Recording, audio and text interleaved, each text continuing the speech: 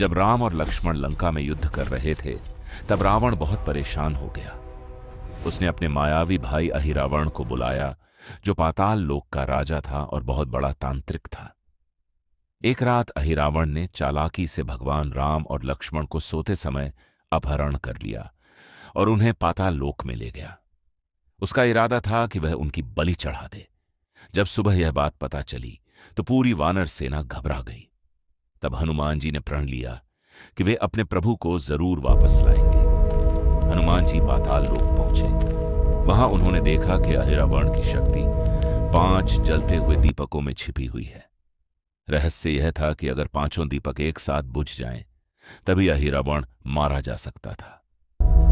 तब हनुमान जी ने पंचमुखी रूप धारण किया। पूर्व दिशा में वानर मुख, पश्चिम में गरुड़ मुख, उत्तर में वराह मुख, दक्षिण में नरसिंह मुख, ऊपर की ओर हयग्रीव मुख एक ही समय में 5 दीपक बुझा दिए। उसी क्षण अहिरावण की शक्ति खत्म हो गई और हनुमान जी ने उसे मार दिया। फिर वे भगवान राम और लक्ष्मण को सुरक्षित वापस लेकर आ गए।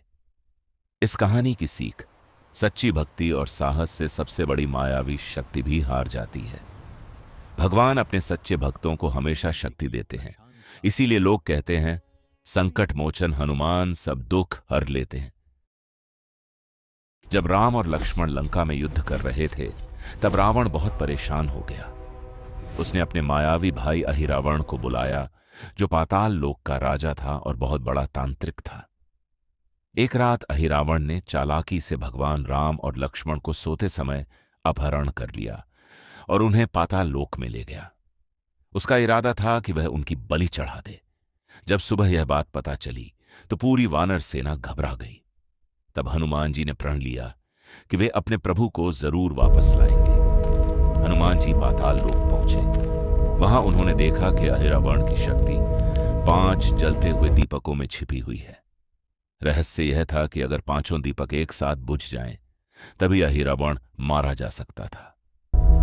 तब हनुमान जी ने पंचमुखी रूप धारण किया। पूर्व दिशा में वानर मुख, पश्चिम में गरुड़ मुख, उत्तर में वराह मुख, दक्षिण में नरसिंह मुख, ऊपर की ओर हयग्रीव मुख एक ही समय में 5 दीपक बुझा दिए।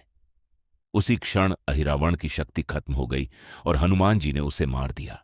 फिर वे भगवान राम और लक्ष्मण को सुरक्षित वापस लेकर आ गए।